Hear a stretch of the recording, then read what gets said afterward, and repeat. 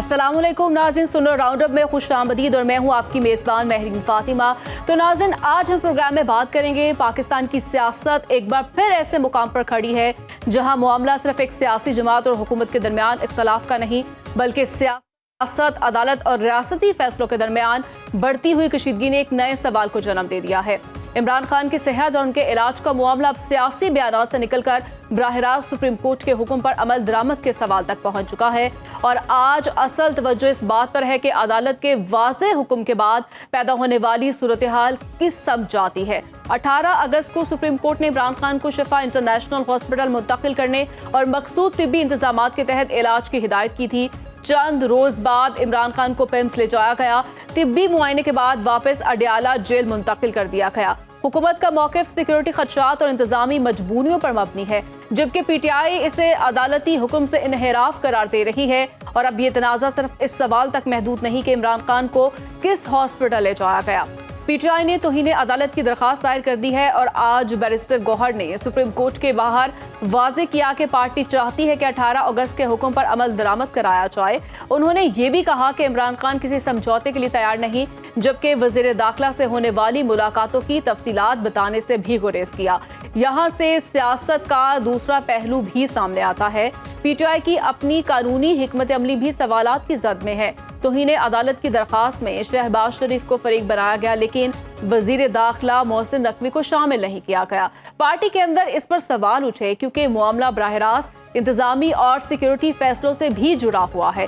जराये के मुताबिक खुद पार्टी के इजलास में ये मौक़िफ़ सामने आया था कि मामले को सियासी रंग देने की बजाय अदालत के हुक्म पर अमल दरामद को बुनियादी मकसद रखा जाए। दूसरी जानिब पीटीआई की कानूनी टीम का कहना है कि किसी शख्सियत को फरीक बनाने के लिए उसे अदालती हुक्म पर अमल न करने के फैसले से जोड़ने वाला सबूत जरूरी है। दूसरी जानिब हुकूमत भी खामोश नहीं बैठी। विफाक ने सुप्रीम कोर्ट के असल फैसले पर नजरसानी की दरखास्त दायर करते हुए मौक़िफ़ इख्तियार किया कि इमरान खान को निजी हॉस्पिटल मुंतकिल करने का हुक्म कानूनी और इंतजामी पहलू के एतबार से काबिल नजरसानी है।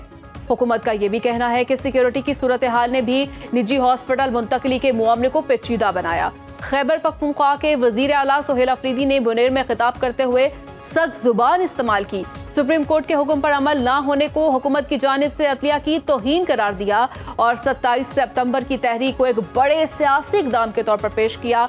और ऐसे में सोहेल अफरीदी ने यह भी कहा कि नवाज शरीफ ने इमरान खान का शिफा हॉस्पिटल में इलाज नहीं होने दिया।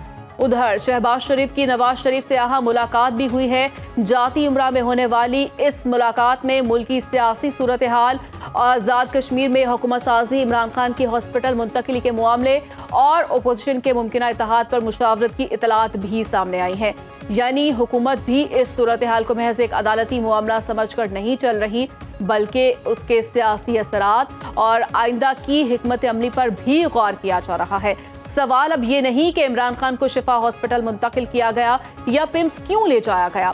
असल सवाल ये है कि सुप्रीम कोर्ट के हुक्म पर अमल दरामद के इस तनाज़ा का अगला फैसला कहाँ होगा, अदालत में, सियासी मैदान में या सड़कों पर। क्या हुकूमत और पीटीआई किसी ऐसे रास्ते पर पहुंच सकते हैं जहां इनका तिब्बी मामला सियासी तसादुम का नया मरकज ना बने। और सबसे बढ़कर अगर 27 सितंबर की तहरीक वाकई बड़े अवामी एहतजाज में तब्दील होती है तो क्या हुकूमत सियासी दबाव कम करने के लिए कोई नया रास्ता निकालेगी या पाकिस्तान एक मरतबा फिर अदलिया, हुकूमत और अपोजिशन के दरमियान एक बड़े आइनियों सियासी तसादुम की जाने पड़ रहा है। इस सब पर बात करेंगे। हमारे साथ मौजूद हैं रहनुमा तहरीक इंसाफ, माहिर कानून फैसल चौधरी साहब। फैसल साहब, बहुत शुक्रिया आपके वक्त का। फैसल साहब, सुप्रीम कोर्ट के वाज़ेह हुक्म के बावजूद इमरान खान को शिफा इंटरनेशनल मुंतकिल करने की बजाय पिम्स ले जाया गया और फिर अडयाला जेल वापस भेज दिया गया। हुकूमत इसकी वजह सिक्योरिटी और इंतजामी हालात को करार दे रही है, जबकि पीटीआई से अदालती हुक्म की खिलाफ वर्जी भी कह रही है। आपके नजदीक इस वक्त असल इम्तिहान हुकूमत का है, पीटीआई का है या फिर सुप्रीम कोर्ट का? देखिए, इम्तिहान तो पूरी कौम का है, पूरे मुल्क का है। जहाँ पे निज़ाम इंसाफ स्टेक पे लग जाए और लोग जो हैं वो इंसाफ के लिए तरसें, और अगर फॉर्मर प्राइम मिनिस्टर जो हैं उनको भी आइसोलेशन में रख के साल भर से ज़्यादा जो है उनको बेसिक फंडामेंटल राइट्स ही ना मिलें, तो फिर आम लोगों का क्या होगा। तो इस पे तो पाकिस्तान का हर फर्द इम्तिहान में है, हर फर्द जो है उसका टेस्ट है कि क्या आप मुल्क में एक इंसाफ का निज़ाम चलाना चाहते हैं या एक जुल्म का निज़ाम चलाना चाहते हैं? क्योंकि ये तो देखिए हमारे यहाँ पे तो क्योंकि हम तो नबी पाक सल्लल्लाहु अलैहि वसल्लम के सुन्नत से, हदीस से, कुरान से जी। और फिर उनके कंपेनियन से ये तालीम लेते हैं। तो मौला अली ने बहुत 100 साल पहले कह दिया था कि जुल्म का निज़ाम चल सकता है, लेकिन नाइंसाफ़ी का जो है निज़ाम, कफ़र का निज़ाम चल सकता है, नाइंसाफ़ी का नहीं। तो नाइंसाफ़ी हो रही है, ये तो बड़ी बदकिस्मती की बात है। जी। फैसल साहब, पीटीआई ने तौहीन अदालत की दरख्वास्त दायर की है। दिलचस्प बात यह है कि शहबाज शरीफ को फरीक बनाया गया, लेकिन वज़ीर दाखिला को शामिल नहीं किया गया। क्या ये महज कानूनी सबूत की बुनियाद पर किया गया ये फैसला, जैसे कि पीटीआई की कानूनी टीम कहती है, या फिर इसके पीछे कोई और सियासी हिकमत अमली है जिसे समझना अब ज़रूरी हो चुका है? देखिए, पीटीआई की तो टीम नहीं है ना जी, ये तो ज़ाहिर अहमद भंडारी साहब हैं, वो तो उज़्मा बीबी के वकील हैं। और हर वकील जो है ज़ाहिर है वो अपना मामला जो है हर केस में किसको पार्टी बनाना है, किसको नहीं बनाना है, ज़ाहिर है ये एविडेंस का मामला होता है। ये जो कंटेम्प्ट है सिर्फ इल्ज़ाम महज तो नहीं लगाना होता ना जी, ये बाद में प्रूव भी करना होता है। अगर फॉर एग्जांपल जो प्राइम मिनिस्टर हैं वो तो क्योंकि head of the government, Mohsin साहब का जो ना तो फ्रैंकली स्पीकिंग कोई बयान हमने सुना है ना तो जो जिसका बयान आया या ऑन रिकॉर्ड कोई चीज़ आई है तो शायद उन्होंने वजाहत भी की थी उनके वकला ने। तो मैं समझता हूँ कि वकला पे छोड़ देना चाहिए, वो बेहतर जानते हैं, ज़ाहिर उनका केस है। हर वकील जो है वो उसको बेहतर समझता है। अपने केस में मैं भी किसी की मुदाखलत पसंद नहीं करता, कोई कमेंट पसंद नहीं करता, तो इसलिए मैं तो इस पे एतराज़ जो है आई विल अवॉइड कि इस पे मैं कुछ कमेंट करूं। ये ज़ाहिर अहमद भंडारी साहब बड़े सीजन वकील हैं and is a very professional person, तो आई ट्रस्ट हिज एबिलिटीज। जी बिल्कुल फैसल साहब, लेकिन पीटीआई के अंदर इब्तदाई तौर पर यह मौक़िफ़ भी तो सामने आया था कि तौहीन अदालत की कार्रवाई का मकसद किसी सियासी शख्सियत को सज़ा दिलवाना नहीं बल्कि सुप्रीम कोर्ट के हुक्म पर अमल दरामद करवाना होना चाहिए। लेकिन मौजूदा सियासी बयानात में मामला हुकूमत के खिलाफ बड़े सियासी तसादुम की तरफ जाता हुआ दिखाई दे रहा है। क्या पीटीआई कानूनी और सियासी दोनों महाजों को एक साथ चलाने की हिकमत अमली में कोई तजाद पैदा कर रही है? इसमें कैसा मतलब तजाद कहाँ पे आपको नजर आ रहा है, या आप समझते हैं कि यहाँ पे ये एक कॉन्ट्रडिक्शन है? मेरा ख्याल में तो सियासी और कानूनी हिकमत अमली बिल्कुल साइड बाय साइड चल भी सकती है, चलनी भी चाहिए और यही कामयाबी हो सकती है। ये तो प्रेशर डेवलपमेंट टैक्टिक्स होते हैं पॉलिटिक्स में, हर पार्टी हर करती है, इसमें तो तजाद वाली तो बात है ही नहीं। ये तो बिल्कुल साथ साथ चलेगी, चलती रही है, चले आगे भी चलेगी।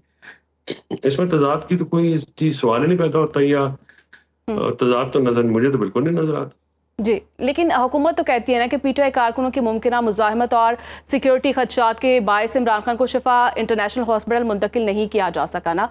दिफाई और इंतजामी नुक्ता नज़र से आप इस दलील को किस हद तक काबिल कबूल समझते हैं? क्या सिक्योरिटी का खतरा किसी वाज़े अदालती हुक्म पर अमल दरामद रोकने के लिए काफ़ी जवाज़ बन सकता है, या फिर ऐसी सूरत में हुकूमत को अदालत से मज़ीद वजाहत या फिर इजाज़त हासिल करना ज़रूरी था? नहीं, देखिए बात यह है कि सिक्योरिटी के खदशात को अगर आप हर चीज को ही वो एज ए प्रोटेक्शन नहीं यूज किया जा सकता ना, क्योंकि उसी हॉस्पिटल में फैसल सुल्तान साहब जो हैं वो गए, उनको वहां पे रखा गया, तो वहां पे तो और फिर पीटीआई का तो कोई परचम भी नहीं था। जिमघटा, हम इस्लामाबाद में रहते हैं, वहां पे तो कोई नहीं था, हमारे पता है, लोग बताते रहते हैं, तो वहां पे तो इतना हैवी कंटेंजेंट था, वहां पे तो कोई पर भी नहीं मार सकता था। तो ये जो सारा मामला वहां पे किया गया है, तो ये तो बस ऐसे उज़र है, उज़र कोई ऐसा ठोस उज़र नहीं है मेरी नजर में, क्योंकि अगर आपने फैसल सुल्तान साहब को वहां पे भेजा था, वो तो इमरान खान साहब को, और फिर सीटी एंजियोग्राफी आपकी पिम्स में तो है नहीं, मशीन नहीं है आपकी, या काम नहीं कर रही थी, मेरा ख्याल में वो मशीन है भी नहीं। तो फिर अगर वो एक जो आपके अपने डॉक्टर्स ने सजेस्ट किया हुआ है वो आपने टेस्ट भी नहीं करवाया, और वो एंजाइटी और जो सिलसिला होता है उसमें वो जरूरी होता है, क्योंकि इमरान खान साहब जो है वो बिल्कुल 75th year of his life में है, तो ये चीजें भी तो कंसिडर करनी होती है ना जी। ये तो बड़ा जुल्म की बात है कि आप एक फॉर्मर प्राइम मिनिस्टर को ना एक्सेस ह्यूमन कांटेक्ट भी रोक दें, रीडिंग मटेरियल भी रोक दें, और उन तक उनको बिल्कुल इस सॉलिटरी में रखा गया हुआ है, जैसे किसी हुकूमत खाने में, किले का कोई हुकूमत खाना होता था पुरानी फिल्मों में, पुरानी जी। स्टोरियों में, कहानियों में, तारीख में। ये हम्म। तो वैसा तो मामला लग रहा है, तो ऐसा तो नहीं होना चाहिए ना। चाहिए अभी जी। तो मॉडर्न वर्ल्ड है, नेल्सन मंडेला रूल्स हैं जो कि बेयर मिनिमम स्टैंडर्ड प्रोवाइड करते हैं हम्म। कि कैदियों को आप कैसे रखेंगे। और नेल्सन मंडेला साहब का हम्म। इसकी हिस्ट्री है, क्योंकि उन्होंने 27 ईयर्स प्रिजन जो है वो झीली थी। हम्म। तो उनको भी इस तरह से सॉलिटरी में नहीं रखा गया जिस तरह से इमरान खान साहब को रखा गया। ये तो जुल्म वाली बात है जी। जी, बिल्कुल। आपने दुरुस्त फरमाया, लेकिन बैरिस्टर गौहर साहब ने कहा कि इमरान खान ने कोई डील नहीं की और वज़ीर दाखिला से अपनी मुलाकातों की तफसील भी उन्होंने बताने से गुरेज किया है। क्या आप समझते हैं कि ये बयान महज क्या सराय को ख़त्म करने के लिए, या फिर पीटीआई क़यादत जानबूझकर मुज़ाकरात या फिर राब्तों की गुंजाइश को मुकम्मल तौर पर ज़ाहिर नहीं करना चाहती? देखिए, बिल्कुल ज़ाहिर करना भी नहीं चाहिए।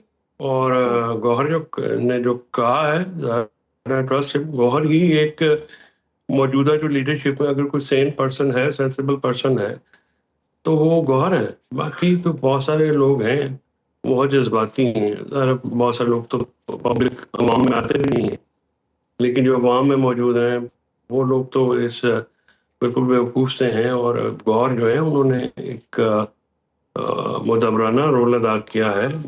धीमा आदमी है, मीठा आदमी है, तो उस तरह से वो लेके चल रहा है। तो मैं तो बहुत अप्रिशिएट करता हूँ उनको। और बिल्कुल नहीं, अपनी हिकमत अमली जो है, जो भी है, उसको जी। जो नई पब्लिक करने वाली चीज़ें वो बिल्कुल ना करें।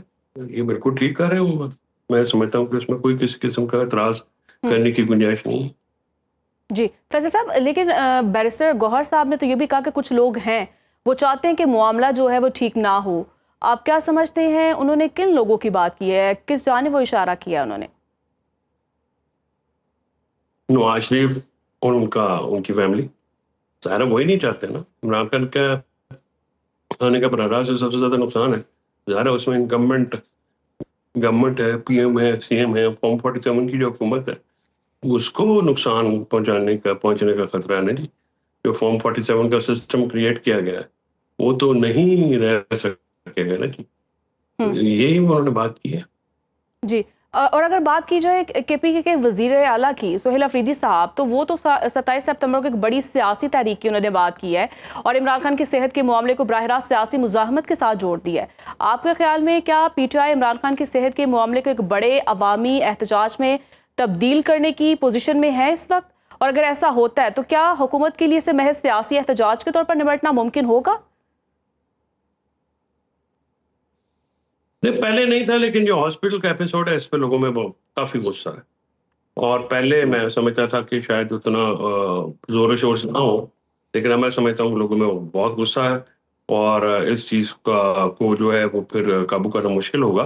हुँ। एक सेंटिमेंट होता है ना कि लोगों को बड़ा गुस्सा इस बात पे है, जिस तरह से खान साहब को ट्रीट किया गया, जिस तरह से हुँ। हॉस्पिटल में ला के, तो एक तरह से उनकी जो सेहत से खेला गया या उनकी, तो इस पे गुस्सा है।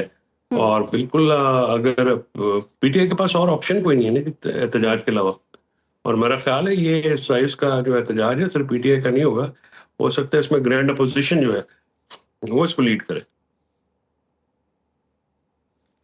तो अगर फैसल साहब, अगर बात मान ली जाती है जो आपके मुतालिबात है पाकिस्तान तहरीक इंसाफ के, तो फिर एहतजाज वो मौखर हो जाएगा?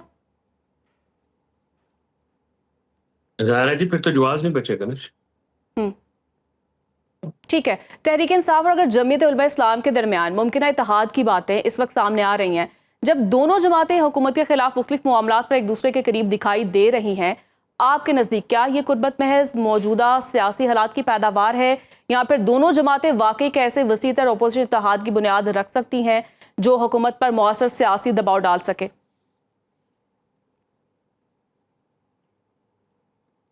बिल्कुल रखा जा सकता है जी। और हमने तो इसके लिए 1.5 साल पहले कोशिश की थी।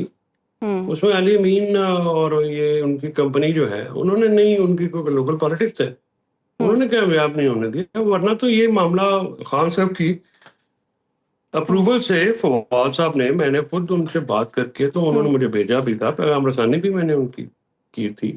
लेकिन जी। वो फिर अली अमीन साहब ने उसकी बेल मंडे नहीं चढ़ने दी। और फिर उसके जो था ये अली मीर साहब की जो उसमें मौलाना साहब की भी ये गलती रही कि उन्होंने अपने भाई के लिए जो है वो बिल किया और फिर ना सिर्फ वो किया बल्कि चले गए वहां पे इलेक्शन रुकवाने के लिए कोर्ट में। तो उनकी तरफ से भी ये ओवरडूइंग हुई। लेकिन सियासत एक हर रोज एक नया खेल होता है जी, नई चीजें आती हैं, उसके मुताबिक फैसले करने होते हैं। और ये मौरूजी हालात इस तरह के हैं जिन हलकों में मौलाना साहब पॉलिटिक्स कर रहे हैं कि वो हुकूमत के साथ खड़े हुए वहां पे वो अगर उस साइड पे जाते हैं तो शायद उनके लिए बहुत सारी मुश्किलात जो हैं वो इस वक्त हैं और खड़ी हो चुकी हैं और वो कोई भी नहीं कर सकता बिल्कुल उनका मुकाबला। बिल्कुल फैजल साहब, पीपल्स और पार्टी ने भी तो क्योंकि दावत दी है वो वहाँ पे जो साउथ और केपी के जो बात जी मौलाना साहब जी फैजल साहब, पीपल्स पार्टी ने भी तो दावत दी है तहरीक इंसाफ को, क्या समझते हैं जो आप? मौलाना साहब ने जी दावा किया है, जो गुफ्तगू की है अमन अमान से मुतालिक और सिचुएशन से मुतालिक, वो बड़ी खौफनाक है और वो बिल्कुल हकायक के बिल्कुल मुताबिक है। और तो उस चीज को तो देख के तो एड्रेस करना पड़ेगा। पीपल्स पार्टी का जी आप क्या फरमा रही हैं? मैंने कहा कि दोबारा सवाल कर लीजिएगा। जी जी बिल्कुल, मैं कह रही हूँ कि पीपल्स पार्टी ने भी तो दावत दी है। बिलावल भुट्टो जरदारी साहब का आपने बयान भी सुना होगा रिसेंटली। तो क्या समझते हैं कोई नरम गोशा जो है वो हो सकता है पाकिस्तान तहरीक इंसाफ की जानिब से? बिलावल भुट्टो साहब ने कहा है कि आप वापस जो पार्लियामानी कमेटी है उसमें जाएं और जाना चाहिए। जी लेकिन ना अगर आप पार्लियामेंट में रह रहे हैं तो कमेटियों के जरिए आप काम करेंगे और पीपल्स पार्टी और बाकी जमातों के साथ मिलके आप इवन इशू बेस जो है वो कर लेंगे तो उससे एक पार्लियामेंट के अंदर भी एक इफेक्टिव अपोजिशन नजर आनी चाहिए जो कि अब तक नहीं आई। तो बिलावल भुट्टो का जो मशवरा है मेरे ख्याल में साहिब है, उस पर अमल करना चाहिए। जी फैजल साहब, अब इफेक्टिव अप्रोच की आपने बात की है, तो जबकि वज़ीर-ए-आज़म शहबाज शरीफ की नवाज शरीफ से मुलाकात में इमरान खान की हस्पताल मुंतकिली और मुल्क की सियासी सूरत हाल और अपोजिशन के मुमकिना इत्तेहाद पर भी मुशावरत की इत्तलात सामने आई है, क्या इससे ये तासुर मिलता है कि हुकूमत खुद भी महसूस कर रही है कि इमरान खान की सेहत का मामला सिर्फ अब अदालत तक महदूद नहीं रहेगा बल्कि इसके बराह रास्त सियासी असरात जो हैं हुकूमत के लिए आने वाले हफ्तों में एक बड़ा चैलेंज बन सकते हैं? डेफिनेटली सर जी, ये सिचुएशन तो है ना, वो बाहर तो एक सियासी मसला तो है ना जी। और जो हुकूमत होती है उसी को चैलेंज होना है ना जी। सारे मामलात आते हैं सड़कों पे आते हैं तो उसके लिए फिर क्योंकि ये हुकूमत तो वैसे भी हवा में लटकी हुई है, परफॉर्मेंस है नहीं है, मुआशी परफॉर्मेंस भी नहीं है, गवर्नेंस के इश्यूज आप इनके अपने वज़रा ने बता दिए, बहुत सारी कमियां कुताही हैं जो अगर हम बात करेंगे हमारी तो मुखालफत में आ जाती है। लेकिन क्योंकि आप समझे सिस्टम के बेनिफिशरीज हैं, उन्होंने खुद ये स्पेल आउट किया तो ये एक मामला सीरियस जो है वो तो पीएमएल नवाज के लिए होगा ना जी। आखिर में फिर फेस भी तो किसी को करना है और मेरे ख्याल में सियासी जमातें ही करेंगी। ठीक है फैज़ल साहब, अगर सुप्रीम कोर्ट दोबारा जो है हुकूमत से अपने हुक्म पर अमल दरामद करवाने के लिए सख्त हिदायत जारी करती है और हुकूमत सिक्योरिटी इंतजामी वजूहात पेश करती रहती है, तो क्या ये मामला एक आम अदालती तनाज़े से बढ़कर हुकूमत और अदलिया के दरमियान इख्तियारात के बड़े तसादुम में तब्दील हो सकता है? मेरे ख्याल में ऑलरेडी हो चुका है और अगर सुप्रीम कोर्ट ने इस पर स्टैंड नहीं लिया तो फिर पाकिस्तान में अदालतों को बंद कर देना चाहिए और पाकिस्तान में फिर अदालतों का कोई जवाब नहीं। अगर आप अपने फैसलों का अमल दरामद नहीं करवा सकते और कॉम्प्रोमाइजिंग होंगे जो कि मेरे यकीन वासिक है कि वो नहीं होगा, तो देखिए ये सुप्रीम कोर्ट का ऑर्डर है, जो भी ऑर्डर है उस पर अमल कराना जजेस का काम है। ये बंदयाल साहब ने अपने हुक्म पे अमल ना करा के बहुत सारा नुकसान किया है सुप्रीम कोर्ट को ऑलरेडी, दो के उसमें कुछ जजेस का भी कसूर था। लेकिन ये चीज पे अगर नहीं करेंगे तो फिर तो ताबूत आप समझे ना कि अदालत का तो ताबूत बन जाएगा। जी जी बिल्कुल फैसल साहब, आप देख रहे हैं कोई वकला की जानिब से जो है वो कोई तहरीक का आगाज हो सकता है, जैसे कि लाहौर बार की जानिब से भी जो है बयान सामने आया है? बयानात की हद तक ही होगा, उससे ज्यादा। उसकी वजह यह है कि पीटीआई में कोई ऐसी वकला क़यादत नहीं है जो कि ये मामला कर सके। उनका कोई डीप एंट्रेंचमेंट नहीं है। उन्होंने सबको उनके अपने सेनेटर के इल्जामात हैं, बड़े सीरियस इल्जामात हैं कि लोगों को जो है वोट दिला दिए गए हैं और उसके बदले में कोई माली मनफत जो है वो की गई है। तो वकला जो है वो क्यों करेंगे? उनका तो एजेंडा सिर्फ इलेक्शन जीतना होता है, वो जीत चुके हैं। बयानात क्या तक रहेंगे, बस इससे आगे तो मुझे नजर नहीं आती। जी, यानी जो है होपफुली उम्मीद की जा सकती है कि जो रिलीफ है वो मिलेगा और यकीनन हुकूमत की जानिब से भी जो है अच्छा जो है वो उठाने की ज़रूरत है। बहुत शुक्रिया फैसल साहब आपके कीमती वक्त का। तो इसके साथ ही नाज़रीन एक छोटी सी ब्रेक लेंगे, तो आप हमारे साथ रहिएगा। वेलकम बैक नाज़रीन, और बात करेंगे मशरिक़ वुस्ता में जारी ईरान अमरीका तनाज़ा एक ऐसे नाजुक मरहले में दाखिल हो चुका है जहां जंग के साथ सफारतकारी भी फैसला कुन अहमियत इख्तियार कर चुकी है। वाशिंगटन तेहरान पर मुआशी दबाव बढ़ रहा है। ईरान मुज़ाहमत जारी रखने का ऐलान कर रहा है। आबरे हुर्मस में आलमी जहाज रानी शदीद मुतासर है और ऐसे में पाकिस्तान ने एक बार फिर सफारती मैदान में कदम आगे बढ़ा दिया है। सवाल अब यह है कि क्या ताकत के इस तवील टकराव के बाद कोई काबिल अमल सियासी रास्ता निकाला जा सकता है? और इसी सवाल के बीच एक अहम पेशरफ सामने आ गई है। चीफ ऑफ आर्मी स्टाफ और chief of defence forces field marshal Syed Singh Munir Tehran पहुंच गए हैं और उनके हमरा वफाकी वज़ीर दाखिला मोहसिन नकवी भी मौजूद हैं। ईरानी मीडिया के मुताबिक ईरानी वज़ीर दाखिला सिकंदर मोमनी ने तेहरान में फील्ड मार्शल आसिम मुनीर और मोहसिन नकवी का इस्तकबाल किया। ISPR के मुताबिक ये दौरा खत्ते में अमन इस्तेहकाम के फ़रोग़ के लिए पाकिस्तान की कोशिशों का हिस्सा है, जबकि फील्ड मार्शल आसिम मुनीर तनाज़े के पुरअमन, देरपा और जामे हल की कोशिशों पर तवज्जो देंगे। तेहरान ने भी इस मिशन की अहमियत वाज़ेह कर दी है कि ईरानी वज़ारत ख़ारजा के तर्जुमान इस्माइल बक़ाई के मुताबिक पाकिस्तान खित्ते में कशीदगी के खात्मे के लिए कोशिशें कर रहा है और आसिम मुनीर के दौरे में पाक ईरान दो तरफा ताल्लुकात के साथ सिक्योरिटी और इलाकाई सूरत हाल पर भी बात होगी। इससे पहले आसिम मुनीर और ईरानी वज़ीर ख़ारिजा अब्बास अराग़ची के दरमियान राब्ता हो चुका है। इस्लामाबाद की कोशिश सिर्फ तेहरान तक महदूद नहीं, एक तरफ ईरानी क़यादत से राब्ता है और दूसरी तरफ वाशिंगटन से भी बराह रास्त राब्ता बरकरार है। यही वो पस मंज़र है जिसमें आसिम मुनीर का मौजूदा दौरा मामूल का दो तरफा दौरा नहीं रहता, बल्कि ईरान अमरीका तनाज़ा में पाकिस्तान के सफारती किरदार को नई अहमियत देता है। लेकिन दूसरी जानिब वाशिंगटन ने तेहरान पर दबाव कम करने की बजाय उसे मजीद बढ़ाने का फैसला किया। अमरीका ईरान के खिलाफ नई इक़्तिसादी पाबंदियों की तैयारी कर रहा है और ट्रंप ने ईरान से तिजारत करने वाले ममालिक के लिए भी सख्त नताइज की धमकी दी है।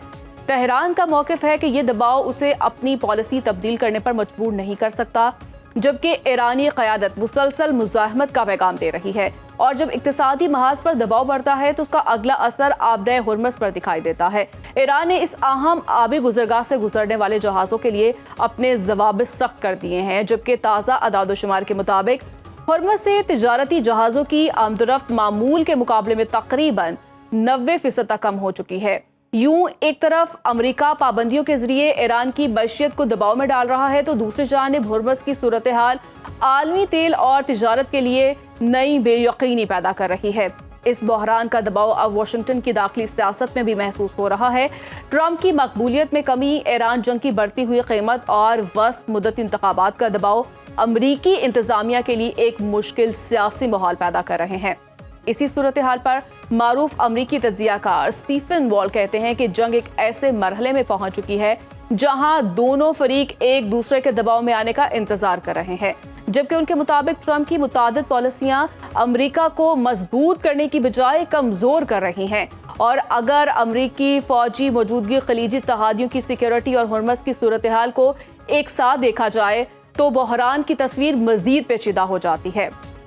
अमरीकी फौजी अड्डों को ईरानी हमलों से खतरात का सामना है, तो ऐसे में खलीजी ममालिक अपनी सिक्योरिटी हिकमत अमली पर नजरसानी कर रहे हैं, जबकि ओमान भी तेहरान और वाशिंगटन के दरमियान सफारती रास्ता खुला रखने के लिए मुतहरिक हो चुका है।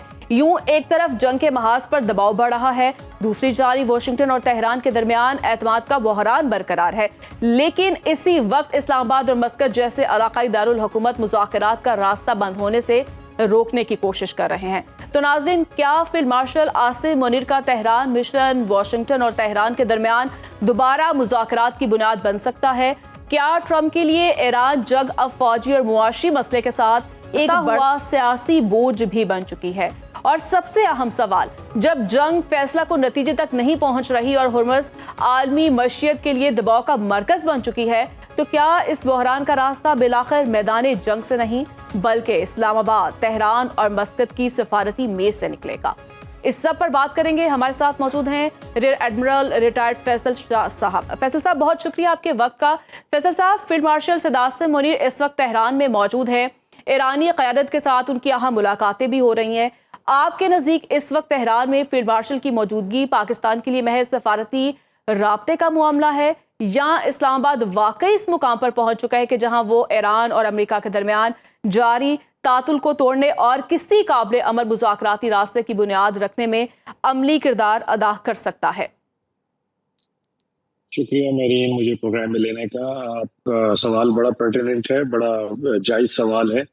देखिए, पाकिस्तान ने तो ये पहले भी प्रूव किया है कि पाकिस्तान 2 दफ़ा दोनों को करीब लाया है, बल्कि फिर एक दफ़ा तो एमओयू भी पाकिस्तान ने करवा दिया। तो इस दफ़ा भी अगर पाकिस्तान इस किस्म की एक्टिविटीज़ कर रहा है और डिप्लोमेसी को यूज़ कर रहा है, और अगर फील्ड मार्शल साहब इस वक्त तेहरान में मौजूद हैं, तो ये क्लियर इंडिकेशन है कि ग्राउंड वर्क हो चुका है और अब बात फाइनल नतीजे की तरफ जा रही है। और अमेरिका और ईरान में पहले भी बात हुई है, मुज़ाकरात हुए हैं, दोनों तरफ से जो आर्गुमेंट्स थे वो पेश किए गए हैं, और उसके बाद फिर एमओयू भी साइन हुआ। एमओयू नहीं चला, लेकिन ये एक बड़ा स्ट्रॉन्ग एविडेंस है कि जब दोनों पहले भी बात करके एक नतीजे पर पहुंच सकते हैं, तो फिर दोबारा भी पहुंच सकते हैं। जी बिल्कुल। तो मुझे कोई आर महसूस नहीं हो रही है कहने में कि इंशाल्लाह जल्द ही हम किसी पॉजिटिव न्यूज़ की तरफ जाएंगे और कोई ऐसा एग्रीमेंट दोनों के दरमियान हो जाएगा।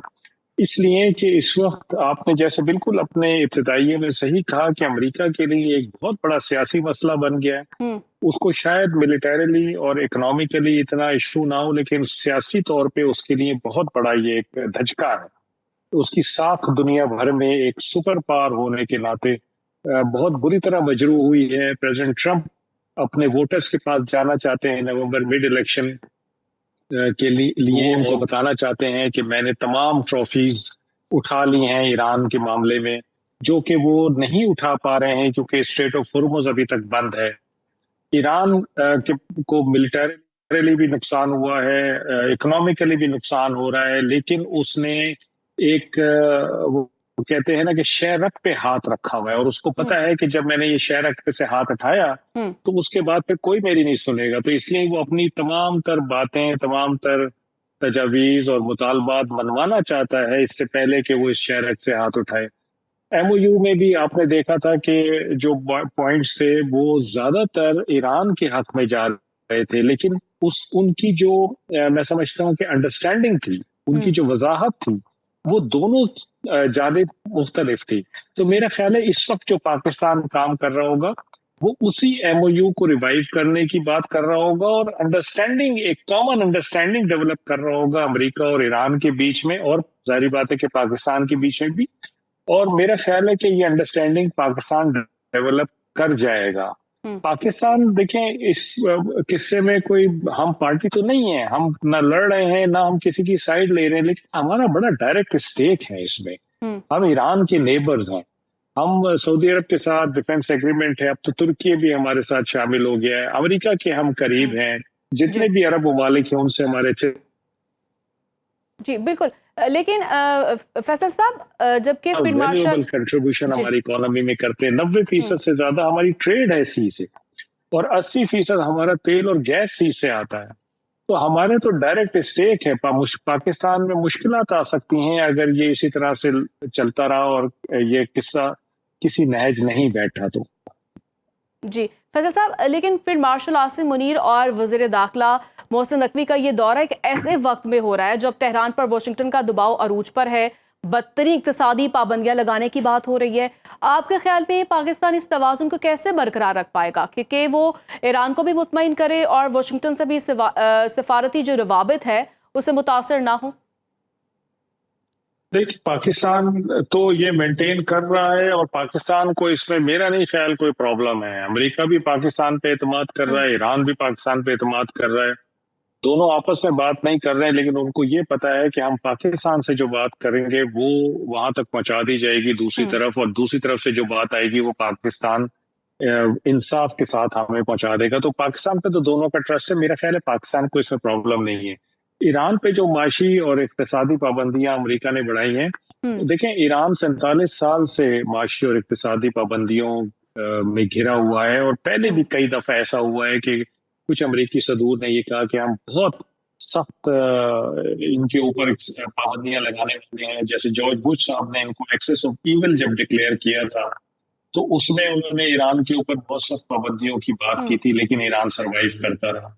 तो ईरान ने इन 47 सालों में जो सैंक्शंस लगी हैं, उसके ऊपर जो पाबंदियां लगी हैं, उनमें सरवाइव करना सीख लिया है।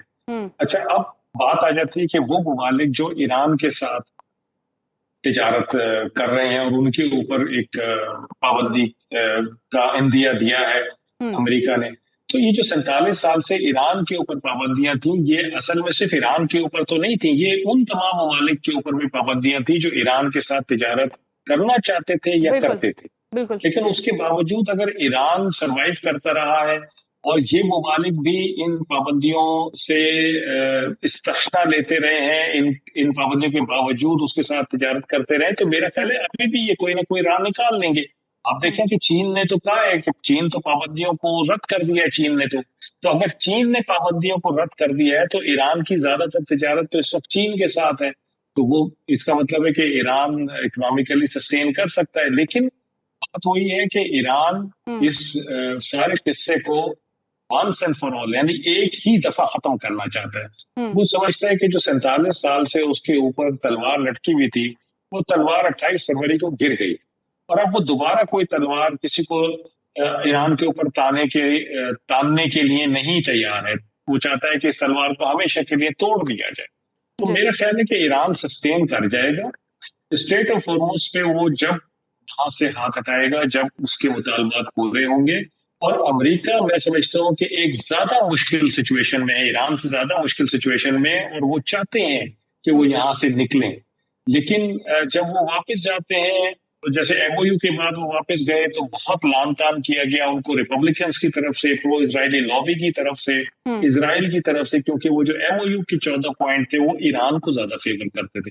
तो फिर अमेरिका वापस आया कि नहीं, इसको रीनेगोशिएट करें और हमें कुछ ऐसी चीज लेके जानी चाहिए जिसमें हमें फायदा हो। बिल्कुल फैसल साहब, बिल्कुल फैसल साहब, जिस बाज़गश्त की आप बात कर रहे हैं, बाज़गश्त ये भी सुनाई दे रही है कि इस्राइल और आलमी मीडिया में ये बातें सामने आ रही हैं कि ईरान को भी मक्का दिफाई मुआहदे में शामिल होने की पेशकश की जा रही है, लेकिन कोई बाज़ाब्ता पेशरफ सामने नहीं आई। क्या फील्ड मार्शल आसिम मुनीर इस दौरे में ईरान को मक्का दिफाई मुआहदे में शामिल होने की दावत दे सकते हैं? मेरा ख्याल है ये कबल अज़ वक्त है, ये टाइम नहीं है ईरान को इस मुआहदे में शमूलियत की दावत देने का, इसलिए कि इस वक्त उसकी डायरेक्ट कंसंट्रेशन चल रही है यूएस के साथ। हाँ, ये जरूर हो सकता है कि जब हालात नॉर्मल हों और ये खित्ता एक अमन की तरफ बढ़ना शुरू हो जाए और अमेरिका यहाँ से चला जाए, वो ब्लॉकेट वगैरह उठा ले और इनके मामला तय पा जाए, तो फिर शायद ईरान को मैं समझता हूँ कि जरूर दावत देनी चाहिए। उसकी वजह यह है कि जब ये इत्तेहाद बना है, तो इसके ऊपर पहला इल्जाम ये था कि ये मुस्लिम नेटो, क्योंकि तीनों मुसलमान ममालिक हैं, और दूसरा इस पे इल्जाम ये था कि ये सुन्नी इत्तेहाद है, इसमें कोई शिया मुल्क शामिल नहीं है, खासतौर पे ईरान। तो मेरा ख्याल है कि अगर इसमें गैर मुस्लिम कंट्रीज, अगर चाइना इसमें शामिल हो जाए, तो एक पहला इल्जाम जो है उसकी नफी हो सकती है, और अगर ईरान इसमें शामिल हो जाए तो दूसरे इल्जाम की नफी हो सकती है। ये जो एग्रीमेंट है, ये इसको इस तरह से नहीं देखना चाहिए कि ये किसी के खिलाफ किया गया है, बल्कि ये खित्ते के ममालिक अपने तौर पे इस खित्ते के मामलात को तय करना चाहते हैं, चलाना चाहते हैं, और उसमें ईरान एक बहुत इंपॉर्टेंट मुल्क है। तो उसके बगैर आप इस खित्ते के मामलात को सही तरह से चला नहीं सकेंगे। तो मेरे ख्याल है आने वाले वक्तों में जरूर ईरान को दिया जा सकता है इंदिया, और मेरे हिसाब से तो और मेरे हिसाब से तो देनी चाहिए। आपके हिसाब से देना चाहिए, लेकिन ईरान एक तरफ शदीद इक्तिसादी पाबंदियों का सामना कर रहा है और दूसरी तरफ फौजी दबाव भी बरकरार है फैसल साहब, लेकिन तेहरान मुसलसल ये पैगाम दे रहा है कि वो दबाव के सामने नहीं झुकेगा। दिफाई एतबार से आपके नज़दीक ईरान की ये मुज़ाहमत इसकी हकीकी फौजी सलाहियत का इजहार है, या फिर इसके पास जंग को तवील करने के लिए ऐसे ज़राए मौजूद हैं जो अमेरिका के लिए इस जंग की कीमत मुसलसल बढ़ाते रहेंगे? देखिए, ईरान ने जो 21वीं सदी की जंग है उसका कुलिया जान लिया, और वो उस कुलिये पे काम कर रहा है, वो है low cost non contact warfare. यानी आपके पास ऐसे चीजें हो जो कि जल्दी से आप बना लें, सस्ते तौर पे बना लें, और आपके अपना जो दुश्मन है उसके साथ आपका डायरेक्ट कांटेक्ट ना हो, बल्कि आप दूर से उसको अटैक करें। तो ईरान के पास ये कैपेबिलिटीज। अब वो क्या करता है कि जैसे ही अमेरिका या इजराइल कोई जारियत करते हैं, वो उन जगहों पे अटैक करते हैं जहां से ये अटैक्स आ रहे होते हैं। वो सऊदी अरब में हो, यूएई में हो, बहरीन में हो, किसी भी मुल्क में हो, तो ईरान उन जगहों पे अटैक करता है। तो अगर अमेरिका जारियत की तरफ जाता है, फौजी जारियत की तरफ, जिस तरह प्रेसिडेंट ट्रम्प ये इंडिया देते आए हैं कि जी हम बहुत बड़ा एक मास स्केल ऑपरेशन करेंगे, तो उसमें कोई फायदा नहीं होने वाला। उसमें ईरान ने मुजाहिमत करनी है, रिटेलिएशन करना है, और उस रिटेलिएशन के बावजूद, इस जारियत के बावजूद, स्ट्रेट ऑफ हॉर्मुज पे जो ईरान का कंट्रोल है वो कमजोर नहीं है, इसलिए कि वहां वो बहुत मजबूती से बैठे हुए हैं। और मैं अक्सर ये कहता हूं कि अगर आप उनकी पासदाराने इनकलाब की जो नेवी है उसको खत्म कर दें, इनकी इवन फिशिंग बोट्स को भी खत्म कर दें जिसके ऊपर सिर्फ रॉकेट लॉन्चर बैठ के उस स्ट्रेट ऑफ हॉर्मुज को कंट्रोल किया जा सकता है, उसके बावजूद ईरान के पास इतनी कैपेबिलिटी है कि स्ट्रेट ऑफ हॉर्मुज को वो कंट्रोल कर सकता है। और आप ऐलान भी कर देंगे कि स्ट्रेट ऑफ हॉर्मुज खुल गया है, तो कोई जहाज वहां से गुजरने को तैयार नहीं होगा, सिवाय इसके कि ईरान उसको इजाजत दे। तो ईरान की मर्जी के बगैर, इजाजत के बगैर, मैं नहीं समझता कि स्ट्रेट ऑफ हॉर्मुज सेफ होगी और शिप्स वहां से जाने आने की कोशिश करेंगे। तो अगर ईरान की मर्जी के बगैर नहीं हो सकता, तो फिर इसका मतलब है कि ईरान से बातचीत करने की जरूरत है और उसको मनाने की जरूरत है कि आप स्ट्रेट ऑफ हॉर्मुज को खोल दें। इसके अलावा कोई चारा नहीं। वापस आएंगे एक ब्रेक के बाद, stay with us. Welcome back to Suno roundup. Iran ये भी तो कह रहा है कि इन बदतरीन पाबंदियों के जवाब में हम खलीज फारिस तेल का एक कतरा भी नहीं गुजरने देंगे। तो क्या अमरीकी इक्तसादी पाबंदियां और ईरान के जो जवाबी इकदाम हैं एक और अस्करी तसादुम का बायस नहीं बनेंगे? देखिए, अमेरिका की तो अपनी यहाँ पे कोई डिपेंडेंस नहीं है, 2% डिपेंडेंस है इस रीजन पे। उसने तो ट्रम्प साहब ने तो पहले भी कहा था कि जिन मुल्कों की यहाँ पे डिपेंडेंस है वो जाके खुलवाएं स्ट्रेट ऑफ हॉर्मुज, हमारा काम नहीं है खुलवाना। लेकिन अब क्योंकि उनके ऊपर एक पॉलिटिकल ऑब्लिगेशन आ गई है, उन लोग उनको उनकी तरफ उंगलियां उठा रहे हैं कि आपकी वजह से ये बंद हुई है तो आप खुलवाएं, और अब उनकी अना का मसला बन गया, तो इसलिए वो स्ट्रेट ऑफ हॉर्मुज को खुलवाना चाहते हैं। और ईरान के पास, मैंने जैसे पहले आपको बताया कि ये कैपेबिलिटी मौजूद है कि अगर वो चाहे तो वहां से एक जहाज भी ना गुजरने पाए। और अगर आप, जैसे मैं कह रहा हूं कि अमेरिका ऐलान कर दे कि स्ट्रेट ऑफ हॉर्मुज खुली हुई है, जो कि इन्होंने ये पिछले 5.5 महीनों में किया भी है ऐलान कि स्ट्रेट ऑफ हॉर्मुज तो खुली हुई है, जहाज आए जाएं, लेकिन आप देख लीजिए कितने जहाज वहां से आए हैं और कितने गए हैं। सिर्फ वो जहाज आ और जा रहे हैं जिनको ईरान अलाउ कर रहा है, बाकी और कोई रास्ता नहीं है वहां से ऐसा सेफ जिससे जहाज आ जा सके। तो ईरान की कैपेबिलिटी मौजूद है। मैं यही बात कर रहा हूं कि अस्करी जारियत के नतीजे में ये कैपेबिलिटी उनकी खत्म नहीं होगी, स्ट्रेट ऑफ हॉर्मुज खुलेगी नहीं, बल्कि स्ट्रेट ऑफ हॉर्मुज में शायद उनकी गिरफ्त और मजबूत हो जाए और बहुत सारे ममालिक का बहुत ज्यादा नुकसान हो जाए। तो मेरा ख्याल है कि अमेरिका को इतनी तो जरूर अकल होगी और दानिशमंदी का वो मुजाहरा करेंगे कि वो इस किस्म के किसी ऑप्शन की तरफ ना जाए। मेरा ख्याल है कि बातचीत के अलावा और कोई ऑप्शन है भी। बिल्कुल फैसल साहब, जो आपने बात की, तो अमरीकी नायब सदर जेडी वेंस भी कह रहे हैं कि ईरान आलमी तिजारती रास्तों को मुकम्मल तौर पर बंद नहीं कर सकता, जबकि ईरान हुर्मज से गुजरने वाले जहाज़ों के लिए अपने कवानीन मजीद सख्त कर है। तो क्या अमेरिका वाकई इस रास्ते को हर कीमत पर खुला रखने की सलाहियत रखता है? और अगर हुर्मज को खुला रखने के लिए बराह रास्त बड़ी फौजी कार्रवाई करना पड़ी, तो क्या इससे जंग मजीद फैलने का खतरा नहीं होगा? बिल्कुल होगा। जैसे मैंने पहले कहा कि अगर अस्करी ऑप्शन लेते हैं, अस्करी जारियत करते हैं, तो ईरान के पास तो कैपेबिलिटी मौजूद है, इसलिए कि उनके पास ज्योग्राफी मौजूद है।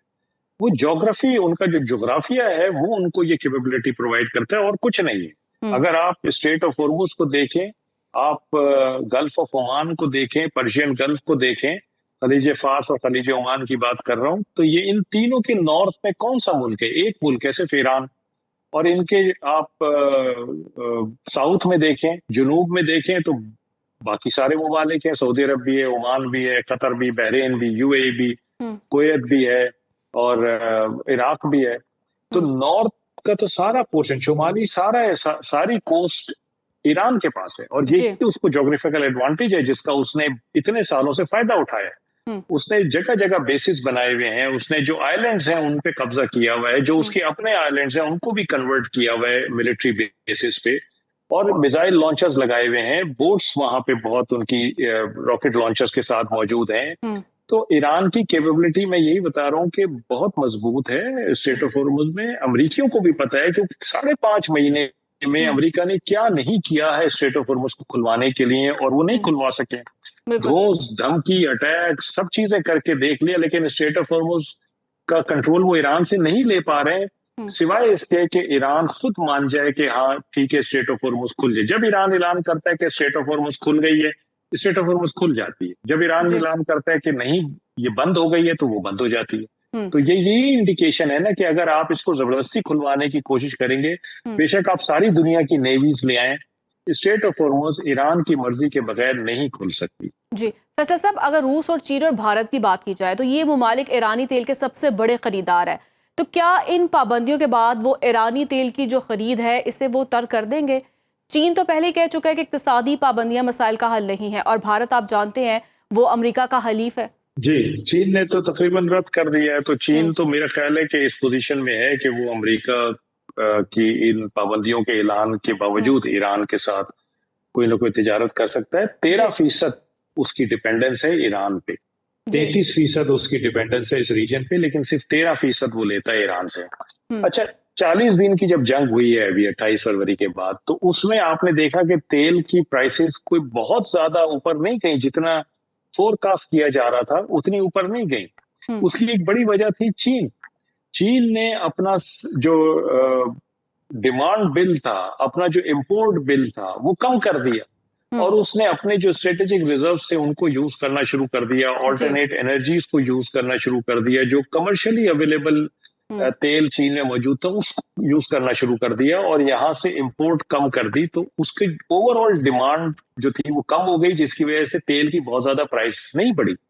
चीन को के लिए ये एक अच्छा, मैं समझता हूँ कि लम्हा है या अच्छा टाइम है कि अमेरिका यहाँ पे फंसा हुआ है, उसकी साख को बुरी तरह नुकसान पहुंच रहा है, और चीन की साख में इजाफा हो रहा है, क्योंकि वो एक बहुत ही मैच्योर और बहुत ही डिसेंट एक्टर के तौर पे इस दुनिया के सामने आ रहा है, जो तहम्मुल के साथ काम कर रहा है। लेकिन इकोनॉमिक्स में अगर आप देखें तो चीन ने वो ऑयल की प्राइसेस इतनी ज्यादा बढ़ने नहीं दी, ताकि दुनिया बहुत ज्यादा प्रेशर ना डाले अमेरिका पे और इस जंग को खत्म कराने पे, और अमेरिका यहाँ से जाने में मजबूर है। वो चीन चाहेगा कि अमेरिका यहाँ पे फंसा रहे और वो जहाँ पे ब्लीड होता रहे, उसकी जो पॉलिटिकल स्ट्रेचर है उसका वो यहाँ पे हर्ट हो। जी बिल्कुल। भारत की जहां तक बात है, भारत बिल्कुल हिम्मत नहीं करेगा ईरान के साथ तिजारत करने का, अगर अमेरिका ने उसको रोक दिया है, सैंक्शंस लगा दिए या सैंक्शंस लगाने का थ्रेट कर दिया, भारत बिल्कुल हिम्मत नहीं करेगा। आप पहले भी देखिए कि चाबहार पे भारत शुरू में अड़ा रहा, लेकिन जब अमेरिका ने थोड़ा सा अपना पांव और दबाया तो भारत ने वहां से पीछे हट गया। इसी तरह भारत रशिया में अड़ा रहा शुरू में, तेल के लिए स्ट्रेटेजिक ऑटोनॉमी की एक वो बात करते रहे, लेकिन जब अमेरिका ने प्रेशर दिया तो फिर रशिया से भी पीछे हट गए। तो भारत बिल्कुल हिम्मत नहीं करेगा। जी बिल्कुल। फैसल साहब, जिस तरह आपने कहा कि अमेरिका तो फंसा हुआ है, ऐसे में ईरानी हमलों के बाद खलीज में मौजूद अमरीकी फौजी अड्डों की कमजोरियां भी सामने आ चुकी हैं, और अमेरिका अपनी फौजी तैनाती पर नजरसानी कर रहा है। क्या ये सिर्फ मौजूदा जंग का आर्जी मसला है, या फिर इससे ये बुनियादी सवाल पैदा हो चुका है कि मशरिक वुस्ता में अमेरिका की गई कई दिहाइयों से कायम फौजी हिकमत अमली अब पहले से ज्यादा मौसर और महफूज नहीं रही? देखिए, ये बात तो तमाम मुमालिक को समझनी चाहिए कि आपकी सिक्योरिटी आपके अलावा कोई नहीं कर सकता। ये अपनी सिक्योरिटी को आउटसोर्स कर देना किसी को, ये मैं समझता हूँ कि कोई अच्छा कदम नहीं है, और ये अप्रूव हो गया है कि इतने सालों की इन्वेस्टमेंट के बाद भी अगर अरब मुमालिक को डायरेक्ट नुकसान हो रहा है और वो ये सोचने पे मजबूर हो गए हैं कि हमें अपने जो रीजनल कंट्रीज हैं उनके साथ मिलके अलायंस बना के सिक्योरिटी मैकेनिज्म बनाने चाहिए, और यहाँ जो आउटसाइड पावर्स हैं वो उन पे डिपेंड नहीं करना चाहिए। तो ये अब बड़ा लेट मेरा ख्याल है कि ख्याल उनको आ रहा है। भारत देर आया दुरुस्त आया। तो ये चीज तो बिल्कुल साबित हो गई है कि आपका डिफेंस, आपकी सिक्योरिटी आपके अपने हाथ में होती है, आप किसी और पे रिलाय नहीं कर सकते हैं। उसमें जितना ज्यादा आप इंडिजनाइज करेंगे उतना ज्यादा आप स्ट्रांग होंगे। और ये ईरान ने भी लेसन दिया है इस जंग में कि क्योंकि उनकी सारी कैपेबिलिटी अपनी थी, इंडिजिनस थी, खुद साख्ता थी, तो इसीलिए वो खड़े रहे हैं दुनिया की 2 बेस्ट मिलिट्रीज के सामने। तो अगर ईरान खड़ा हो सकता है दुनिया की 2 बेस्ट मिलिट्रीज के सामने, तो फिर खत्ते के और ममालिक को भी ये सोचने की जरूरत है। और मेरा ख्याल है कि ये वक्त आ गया है अभी कि वो सब ये सोचने पे मजबूर हो गए। सऊदी अरब ने, आप देखें, 14 नेशंस का एक मैरीटाइम डिफेंस को अलायंस बनाया। उसके बाद फिर पाकिस्तान के साथ और तुर्की के साथ मिलके एक स्ट्रेटेजिक एग्रीमेंट किया। उसमें इजिप्ट की भी खबरें हैं कि वो आ जाएगा, बांग्लादेश की खबरें हैं कि वो भी शायद आ जाए इसमें, और बहुत सारे ममालिक हैं। तो मेरा ख्याल है कि अब वो वक्त आ गया है कि ये सोचने की जरूरत है कि ये यहाँ के मामलात हमें अपने हाथ में लेने चाहिए। लेकिन प्रेसिडेंट ट्रम्प का भी एक नारा ये रहा है कि उन्होंने इस तरह के खित्तों में, जैसे गल्फ है, यहाँ से अपने आप को थोड़ा सा अलग करना है, क्योंकि वो समझते हैं कि यहाँ पे ये बहुत एक्सपेंसिव है, यहाँ पे कमिटमेंट उनकी अमेरिका की, और वो बहुत सारे इश्यूज हैं दुनिया के इंपॉर्टेंट जिस पे अमेरिका फोकस नहीं कर पा रहा है। बहरहाल ये उनका एक आर्गुमेंट है अमेरिकन का। लेकिन मैं ये समझता हूँ कि इस वक्त तो उनको बहुत ज्यादा खिफ़त और अजीमत का सामना है जिससे वो फौरी तौर पे निकलना चाहते हैं। तो वो इस किस्म के कोएलिशंस और अलायंसेस को भी सपोर्ट करें। जी ठीक है फैसल साहब, ये आखिरी सवाल मैं आपसे कह रही हूँ कि ट्रंप के लिए ईरान का मुआमला अब सिर्फ खारिजा पॉलिसी, यहाँ पर फौजी कार्रवाई का मसला नहीं रहा, बल्कि अमरीकी अवाम की राय, तेल की कीमतों, मईशत और आने वाले वस्त मुद्दती इंतखाबात का सवाल भी बन चुका है। क्या दाखिली सियासी दबाव बिलाखिर ट्रंप को ईरान के साथ किसी ऐसे समझौते पर मजबूर कर सकता है जिसे वो अमरीकी अवाम के सामने कामयाबी के तौर पर पेश कर सके? देखिए, उनकी कोशिश तो यही है कि जो दाखिली दबाव है उसके पेश नजर कोई ऐसा एग्रीमेंट करे। मैंने आपको पहले बताया ना कि MOU के 14 पॉइंट लेके जब वो गए हैं अमेरिका में वापस, तो वहां बहुत लानतान हुई। लोगों ने उनको कहा कि ये तो तुम कहते थे ओबामा से बेहतर डील करके आओगे, तुम तो खराब डील कर आए हो, क्योंकि ये 14 पॉइंट्स में तकरीबन 70-80% पॉइंट्स ईरान के हक में थे। वो बातें जो ईरान कहता वो सारी उसमें लिखी हुई थी। फिर इन्होंने कहा कि जो पॉइंट 5 था उस पे उन्होंने कहा कि नहीं, हमारी अंडरस्टैंडिंग डिफरेंट है, ईरान की अंडरस्टैंडिंग डिफरेंट है। तो वो एक बहाना था कि उन्होंने कि वापस आ सकें और फिर एक फौजी कार्रवाई कर सकें ईरान के खिलाफ, और ईरान को मजबूर करें कि वो टेबल पर दोबारा आके बैठे और दोबारा नेगोशिएट करें। तो मैं इसीलिए आपको कह रहा हूँ कि अगर फील्ड मार्शल आसिम मुनीर वहां गए हुए हैं तो वो यकीनन उस अंडरस्टैंडिंग को डेवलप कर रहे होंगे जो कि होनी चाहिए दोनों तरफ, जो कि इस MOU के साइन करते वक्त या उसकी डिस्कशन के वक्त तीनों की थी, यानी पाकिस्तान, ईरान और अमेरिका की थी। तो मेरा ख्याल है कि वो यकीनन ये कन्वे करने गए होंगे कि ये इस अंडरस्टैंडिंग और इस बैकग्राउंड में हमने ये MOU के 14 पॉइंट्स माने थे, तो इस अंडरस्टैंडिंग पे हमें चलना चाहिए। तो मेरा ख्याल है कि अमेरिकी सदर तो इस वक्त बिल्कुल को यही सबसे ज्यादा फिक्र है कि नवंबर बहुत करीब आ गया है, इलेक्शन कैंपेन शुरू करनी है, रिपब्लिकन स्कोप का फ्यूचर डार्क नजर आ रहा है। अगर यहाँ से अमेरिका सुरखरू होके नहीं निकलता, उनके अपने हिसाब से सुरखरू होके नहीं निकलता, तो मेरा ख्याल है वो इसमें बहुत डेस्परेट है। और ये जो माशी और इक्तिसादी पाबंदियां उन्होंने लगाई हैं, ये तो बिल्कुल इस चीज का शाखाना है कि अमेरिका की फौजी कार्रवाई, अमेरिकी अवाम भी इसमें जो है डेस्परेट हो चुकी है। लेकिन हम उम्मीद करते हैं कि जो है कि अच्छी एक पेशरफ्त जो है, खासतौर पर जो मुज़ाकरात में एक जो डेडलॉक है उसमें कोई अच्छी जो खबर है वो सुनने को मिलेगी। तो इसके साथ ही जो है मुझे इजाज़त दीजिए, फिर कल आपसे मुलाकात होगी अल्लाह के बाद।